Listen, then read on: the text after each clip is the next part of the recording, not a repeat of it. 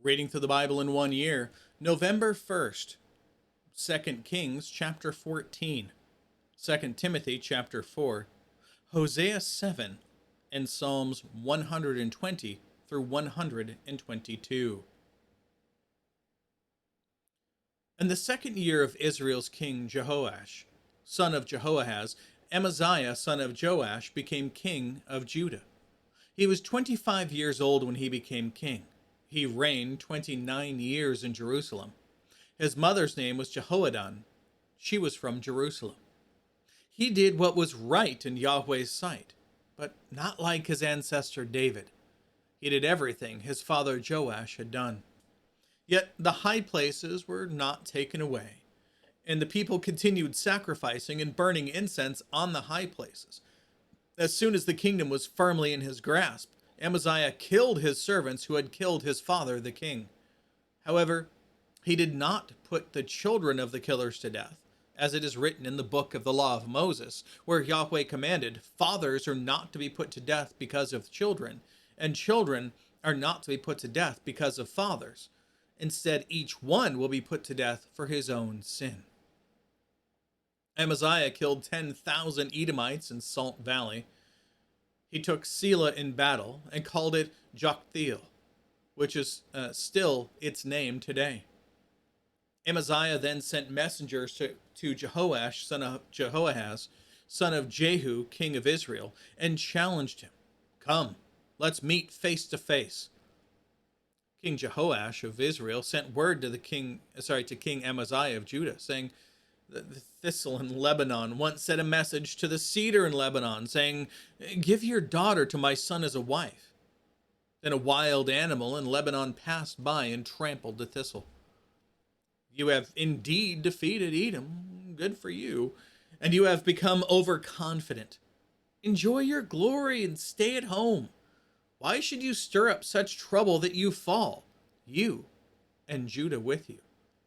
But Amaziah would not listen, so King Jehoash of Israel advanced. He and King Amaziah of Judah met face to face at Beth Shemesh that belonged to Judah. Judah was routed before Israel, and each man fled to his own tent. King Jehoash of Israel captured Judah's king Amaziah, son of Joash, son of Ahaziah, at Beth Shemesh.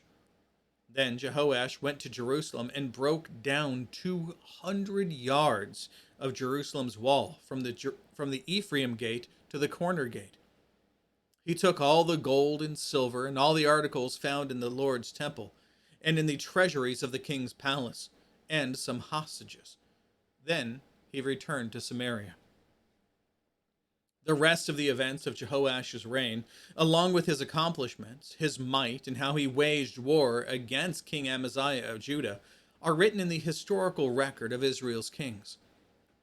Jehoash rested with his ancestors, and he was buried in Samaria with the kings of Israel. His son, Jeroboam, became king in his place. Judah's king, Amaziah, son of Joash, lived 15 years after the death of Israel's king, Jehoash, son of Jehoahaz. The rest of the events of Amaziah's reign are written in the historical record of Judah's kings. A conspiracy was formed against him in Jerusalem, and he fled to Lachish. However, men were sent after him to Lachish, and they put him to death there. They carried him back on horses, and he was buried in Jerusalem with his ancestors in the city of David. Then all the people of Judah took Azariah, who was 16 years old, and made him king in place of his father Amaziah. After Amaziah the king rested with his ancestors, Azariah rebuilt Elath and restored it to Judah. In the 15th year of Judah's king Amaziah, son of Joash, Jeroboam, son of Jehoash, became king of Israel in Samaria. He reigned 41 years. He did what was evil, as, again, almost every one of the kings of Israel did, in the Lord's sight. He did not turn away from all the sins Jeroboam, son of Nebat, had caused Israel to commit. He restored Israel's border from Lebo Hamath as far as the Sea of the Arabah, according to the word of Yahweh, the God of Israel, had spoken through his servant, the prophet Jonah, son of Amittai, from Gath Hepher. For Yahweh saw the affliction of Israel was very bitter, both for slaves and free people. There was no one to help Israel. Yahweh had said, or rather had not said, he would blot out the name of Israel under heaven. So he delivered them by the hand of Jeroboam, son of Jehoash. The rest of the events of Jeroboam's reign, along with all his accomplishments, the power he had to wage war, and how he recovered for Israel Damascus and Hamath, which had belonged to Judah, are written in the historical record of Israel's kings. Jeroboam rested with his ancestors, the kings of Israel. His son, Zechariah, became king in his place. Pulling up the rest of the notes here for you. There we go.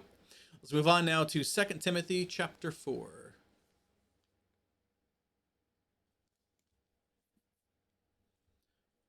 Paul continues, or rather concludes. I solemnly charge you before God and Christ Jesus, who is going to judge the living and the dead, and because of his appearing and his kingdom, preach the word. Be ready in season and out of season. Correct, rebuke, and encourage with great patience and teaching. For the time will come when people will not tolerate sound doctrine, but according to their own desires will multiply teachers for themselves, because they have an ear, but rather they have an itch to hear what they want to hear. They will turn away from hearing the truth and will turn aside to myths. But as for you, exercise self-control in everything. Endure hardship. Do the work of an evangelist and fulfill your ministry. For I am already being poured out as a drink offering, and the time of my departure is close. I have fought the good fight. I have finished the race. I have kept the faith. And these notes are not following. What did it do? Oh, it opened in a new window. Haha, there we go. Now the notes are following. We'll go on to what he was saying here.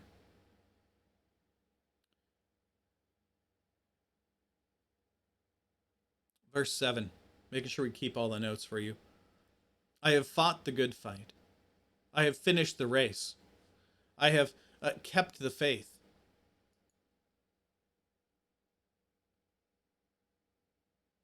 There we go. The drink offering.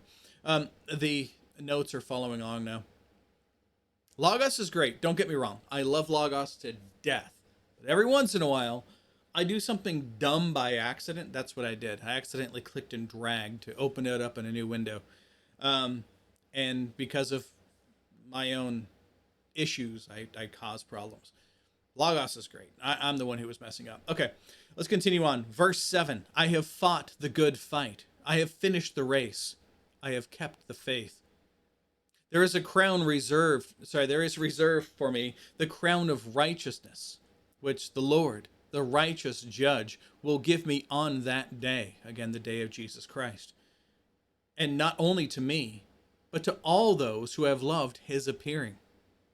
Make every effort to come to me soon, because Demas has deserted me, since he loved this present world and has gone on to Thessalonica.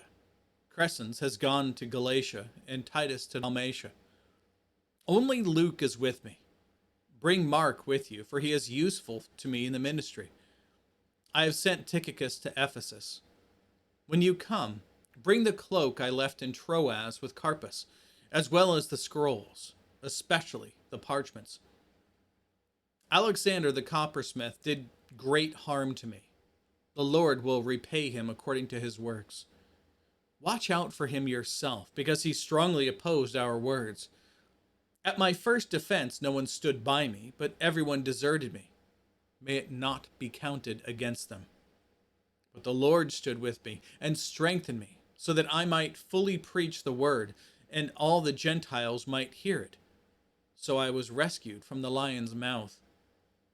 The Lord will rescue me from every evil work, and will bring me safely into his heavenly kingdom. To him be the glory forever and ever. Amen. Greet Prisca and Aquila, and the household of Onesiphorus. Erastus has remained at Corinth. I left Trophimus sick at Miletus. Make every effort to come before winter. Eubulus greets you, as do Pudens, Linus, and Claudia, and all the brothers and sisters. The Lord be with your spirit. Grace be with you all. Now Hosea chapter 7.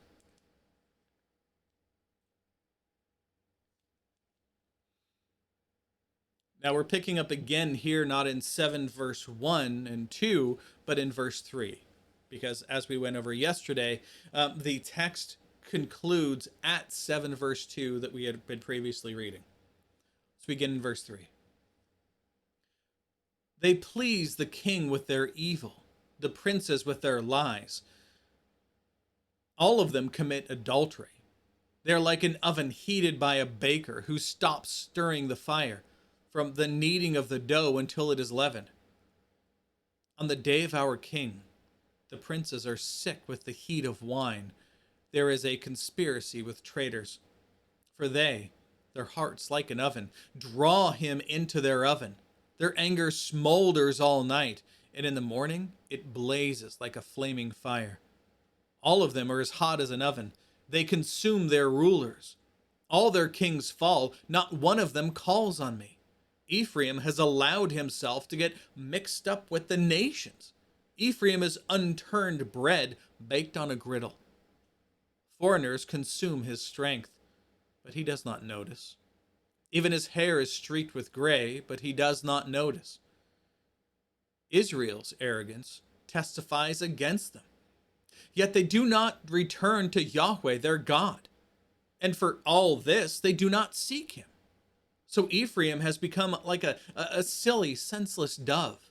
They call to Egypt and they go to Assyria. As they are going, I will spread my net over them.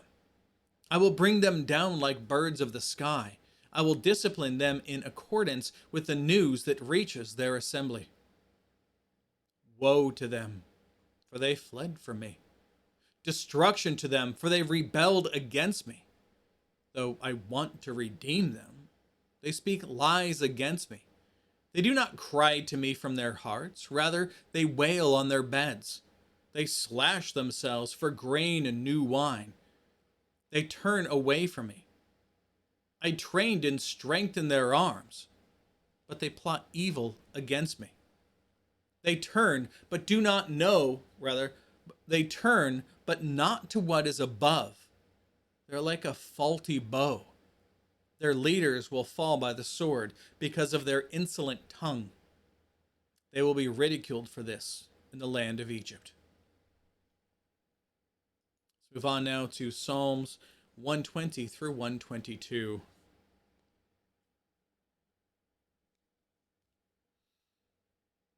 In my distress, I called to Yahweh, and he answered me.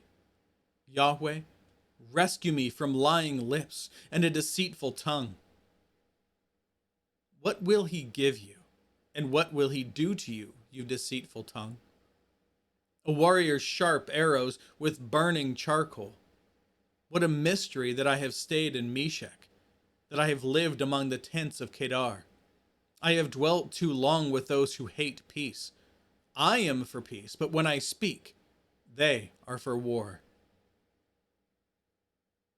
Psalm 121. I lift my eyes toward the mountains. Where will my help come from? My help comes from Yahweh, the maker of heaven and earth. He will not allow your foot to slip. Your protector will not slumber. Indeed, the protector of Israel does not slumber or sleep. Yahweh protects you. Yahweh is a shelter right by your side. The sun will not strike you by day, or the moon by night. Yahweh will protect you from all harm. He will protect your life. Yahweh will protect your coming and going, both now and forever. Now Psalm 122. I rejoice with those who said to me, let's go to the house of the Lord. Our feet were standing within your gates, Jerusalem. Jerusalem, built as a city should be, solidly united, where the tribes, Yahweh's tribes, go up to give thanks to the name of the Lord. This is an ordinance for Israel. There, thrones for judgment are placed, thrones of the houses of David.